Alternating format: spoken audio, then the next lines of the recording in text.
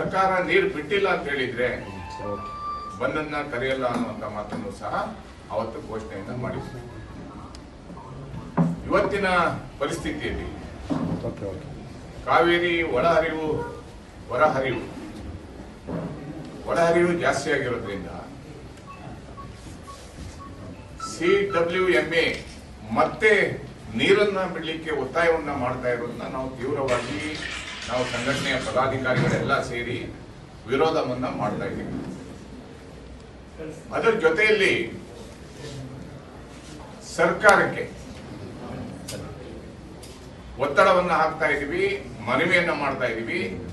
ರಾಮಲಿಂಗ ರೆಡ್ಡಿ ಅವರು ಇವಾಗಲೇ ಘೋಷಣೆಯನ್ನ ಮಾಡಿದ್ದಾರೆ, ಯಾವುದೇ ಕಾರಣಕ್ಕೂ ನೀರನ್ನ ಬಿಡಲ್ಲ, ಸುಪ್ರೀಂ ಕೋರ್ಟ್ ಹೋಗ್ತೀವಿ, ಕನ್ನಡಿಗರ ಹಿತವನ್ನ ಕಾಯ್ತೀವಿ ಅನ್ನುವಂತ ಮಾತನ್ನು ಹೇಳಿದ್ದಾರೆ. ಮಾನ್ಯ ಮುಖ್ಯಮಂತ್ರಿಗಳು ನೀರನ್ನ ಬಿಡಲ್ಲ, ಕರ್ನಾಟಕದ ಹಿತವನ್ನ ಕಾಪಾಡ್ತೀವಿ ಅನ್ನುವಂತ ಮಾತನ್ನ ಹೇಳಿದ್ದಾರೆ.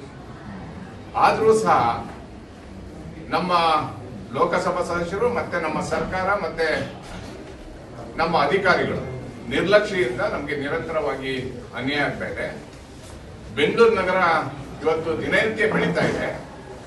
ಅಪಾರ್ಟ್ಮೆಂಟ್ಗಳು ಎತ್ತರಕ್ಕೆ ಮತ್ತೆ ಜಾಸ್ತಿ ಅಪಾರ್ಟ್ಮೆಂಟ್ಗಳು ಬರ್ತಾ ಇರೋದ್ರಿಂದ ನೀರಿನ ಸಮಸ್ಯೆ ನಿಜವಾಗ್ಲೂ ಬೆಂಗಳೂರು ನಗರ ಮತ್ತೆ ಕನ್ನಡಿಗರಿಗೆ ಆಗ್ತಾ ಇದೆ. ಇಂಥ ಸಂದರ್ಭದಲ್ಲಿ ಪ್ರಧಾನಿಯವರ ಮಧ್ಯಸ್ಥಿಕೆಯನ್ನು ತರೋದ್ರ ಮುಖಾಂತರ, ಸರಿಯಾಗಿ ವಾದವನ್ನ ಮಂಡಿಸುವುದರ ಮುಖಾಂತರ ಸುಪ್ರೀಂ ಕೋರ್ಟ್ ಅಲ್ಲಿ ಕನ್ನಡಿಗರಿಗೆ ನ್ಯಾಯವನ್ನ ಒದಗಿಸಬೇಕು ಅನ್ನೋ ಒತ್ತಾಯವನ್ನ ಮಾಡ್ತಾ ಇದ್ದೀವಿ. ವಾಟಾಳ್ ಅವರ ಎಲ್ಲ ಹೋರಾಟಗಳಿಗೂ ನಮ್ಮ ಬೆಂಬಲವನ್ನ ಕೊಟ್ಟಿದ್ದೀವಿ. ವಾಟಾಳ್ ಹೋರಾಟದ ಬಗ್ಗೆ ಎರಡೇ ಮಾತಿಲ್ಲ, ಅವರಿಗೆ ಎಲ್ಲಾ ಸಂದರ್ಭದಲ್ಲೂ ಬಂದ್ಗೆ ನಾವು ಬೆಂಬಲವನ್ನ ಕೊಟ್ಟಿದ್ದೀವಿ.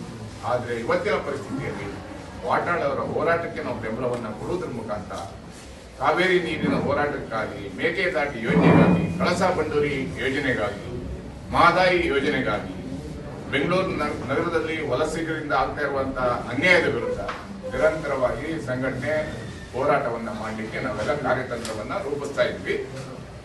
ಮತ್ತೆ ಕಾವೇರಿ ವಿಷಯದಲ್ಲಿ ಶೀಘ್ರದಲ್ಲಿ ಮುಖ್ಯಮಂತ್ರಿಗಳನ್ನ ಭೇಟಿ ಮಾಡುವುದರ ಮುಖಾಂತರ ಯಾವುದೇ ಕಾರಣಕ್ಕೂ ಕಾವೇರಿ ನೀರನ್ನ ಬಿಡಬಾರ್ದು ಅನ್ನುವಂಥ ಒತ್ತಾಯವನ್ನು ನಾವು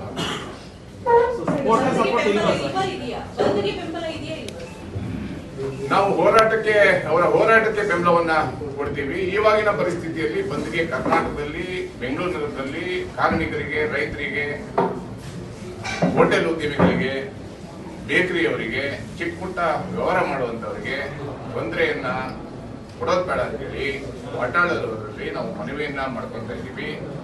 ಮುಂದಿನ ದಿನಗಳಲ್ಲಿ ಎಲ್ಲ ಒಟ್ಟಿಗೆ ಸೇರಿ ಬಂದನ್ನ ಮಾಡೋಣ ಅಥವಾ ಹೋರಾಟವನ್ನ ಇನ್ನಷ್ಟು ತೀವ್ರ ಮಾಡೋಣ. ಅಂದ್ರೆ ಸಪೋರ್ಟ್ ಬಾಹ್ಯ ಸಪೋರ್ಟ್ ಅಂತನಾ ಅಥವಾ ಹೆಂಗೆ ಸರ್? ಹೋರಾಟಕ್ಕೆ ಬೆಂಬಲ ಇದೆ ಸರ್. ನಾಳೆ ಡೈರೆಕ್ಟ್ ಸರ್, ಈಗ ನಾಳೆ ಹೋರಾಟಕ್ಕೆ ಬಂದ್ಗೆ ಬೆಂಬಲಿಸ್ತೀರಾ ಇಲ್ವಾ? ನೋಡಿ, ವಾಟಾಳ್ ಅವರ ಹೋರಾಟಕ್ಕೆ ನಮ್ಮ ಬೆಂಬಲ ಇದೆ.